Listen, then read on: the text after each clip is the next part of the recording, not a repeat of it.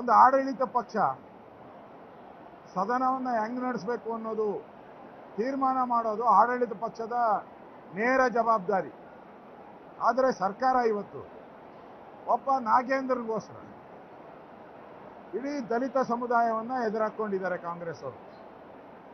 ಈ ಹಣ ಲೂಟಿ ಮಾಡಿರೋದು, ಖಜಾನೆಯನ್ನ ಲೂಟಿ ಮಾಡಿರೋ ನಾಗೇಂದ್ರನ್ನ ರಕ್ಷಣೆ ಮಾಡೋಕ್ಕೋಸ್ಕರ ಇವತ್ತು ಇಡೀ ಸರ್ಕಾರ ಅವನ ಪರವಾಗಿ ನಿಂತಿದೆ ಅಂದರೆ ಇಡೀ ಸರ್ಕಾರದಲ್ಲಿರೋ ಎಲ್ಲರೂ ಕೂಡ ಈ ಹಣವನ್ನ ಭಾಗ ಹಂಚ್ಕೊಂಡಿದ್ದಾರೆ, ಈ ಹಣವನ್ನ ಶೇರ್ ಮಾಡ್ಕೊಂಡಿದ್ದಾರೆ. ಅದಕ್ಕೋಸ್ಕರ ಎಲ್ಲರೂ ಅವನ ಪರವಾಗಿ ನಿಂತಿರುವಂಥದ್ದು. ಇದು ಸ್ಪಷ್ಟವಾಗಿ ಗೊತ್ತಾಗ್ತಾ ಇದೆ. ನಾಗೇಂದ್ರನ ಒಬ್ಬನಿಗೋಸ್ಕರ 224 ಶಾಸಕರ ಹಕ್ಕನ್ನ ಚ್ಯುತಿ ಮಾಡ್ತಾ ಇದ್ದಾರೆ.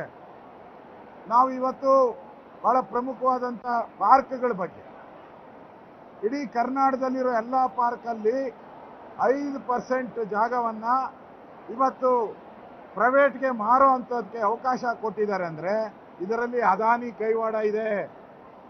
ಅದಾನಿ ಅವರು ಟನಲ್ ರೋಡ್ ತಗೊಂಡಿದ್ದಾರೆ.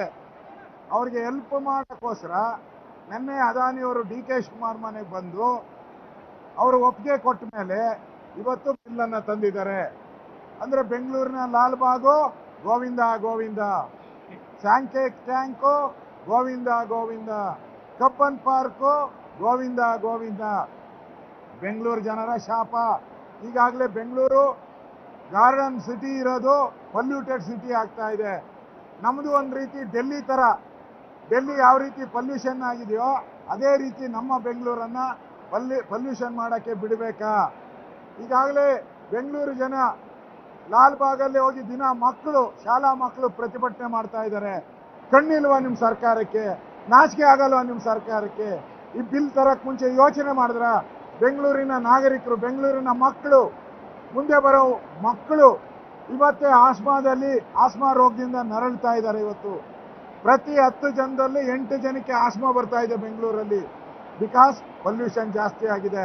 ಈಗ ಮತ್ತೆ 5% ಜಾಗವನ್ನು ನೀವು ಎಲ್ಲ ಪಾರ್ಕುಗಳಲ್ಲಿ ಕೊಟ್ಟರೆ ನೀವು ಅದಾನಿನ ಕಾಂಗ್ರೆಸ್ BJP ಏಜೆಂಟ್ ಅಂತೀರಾ ಡೆಲ್ಲಿಯಲ್ಲಿ. ಇಲ್ಲಿ ಕಾಂಗ್ರೆಸ್ ಅವರು DK ಶಿವಕುಮಾರ್ ಅವರು ಅದಾನಿಯನ್ನ ರೆಡ್ ಕಾರ್ಪೆಟ್ ಹಾಕಿದ್ದಾರೆ. ಇದು ನಿಮ್ಮ ದ್ವಂದ್ವ ನಿಲುವಲ್ವೇನು? ಈ ಬಿಲ್ಲು ಬೆಂಗಳೂರು ಜನತೆಗೆ ಕರ್ನಾಟಕದಲ್ಲಿ ಎಲ್ಲೆಲ್ಲಿ ಪಾರ್ಕ್ ಇದೆಯೋ ಅದಕ್ಕೆಲ್ಲ ನಗರ ಪ್ರದೇಶಗಳಲ್ಲಿ ಅದಕ್ಕೆ ವಿರೋಧ. ಜನ ರೊಚ್ಚಿಗೆ ಹೇಳಬೇಕು. ಈಗಾಗಲೇ ನೈಸ್ ಟೋಲ್ ಬಗ್ಗೆನೂ ಜನ ಪ್ರತಿಭಟನೆಯನ್ನ ಮಾಡ್ತಾ ಇದ್ದಾರೆ. ಈ ಸರ್ಕಾರ ರೋಲ್ ಕಾಲ್ ಸರ್ಕಾರ. 65% ಕಮಿಷನ್ ಹೊಡಿತಾ ಇದೆ ಇವತ್ತು ಎಲ್ಲ ಇಲಾಖೆಯಲ್ಲಿ. 65%. ಈ ಬಿಲ್ಲುಗಳೆಲ್ಲ ತಂದಿದ್ದಾರಲ್ಲ, ಈ ಬಿಲ್ಲೆಲ್ಲ ಚರ್ಚೆ ಆಗಬೇಕಾಯಿತು. ಇಡೀ ರಾಜ್ಯದ ಜನ ಇದರ ಪರ ವಿರೋಧ ಎಲ್ಲರೂ ಇದ್ದಾರೆ. ಇದು ಚರ್ಚೆ ಆಗಕ್ಕೆ ಅವಕಾಶ ಕೊಡದೆ ಏಕಾಏಕಿ ಬಿಲ್ ಪಾಸ್ ಮಾಡ್ತಾ ಇರೋದು ಸಂವಿಧಾನ ವಿರೋಧಿ. ನಾವು ಇವತ್ತು ತಯಾರಿದ್ದೀರಿ, ಬಿಲ್ ಬಗ್ಗೆ ಚರ್ಚೆ ಮಾಡಕ್ಕೆ ಇವತ್ತು ತಯಾರಿದ್ದೀರಿ. ಅವಕಾಶ ಮಾಡಿಕೊಡಿ. ಒಬ್ಬ ನಾಗೇಂದ್ರಗೋಸ್ಕರ ಯಾಕೆ ಈ ಥರ ಮಾಡ್ತಾ ಇದ್ದೀರಾ?